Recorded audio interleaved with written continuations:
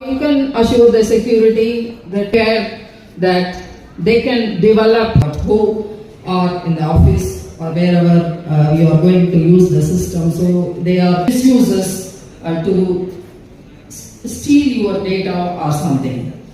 So the intelligent technologies, as I said, it has been used in various areas, and we must have different a very big list and what how India is doing and all. Again, natural languages processing, that's what our dean was telling, what 8 languages. It's all based on natural language processing. Robotics and automation, and that is the technology, they are interconnected field. So the people you are working with, use this one-day program and learn as much as possible and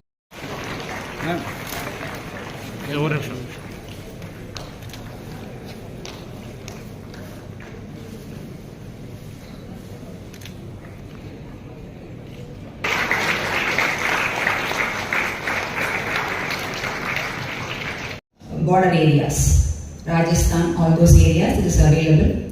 So the main feature for this is it is firepower to go fast. It should be mobile. It should have the necessary firepower. NDT, we have moved on to NDT Mark 1A with lot of P2O shaft and then 5 kilowatt generator for LCA.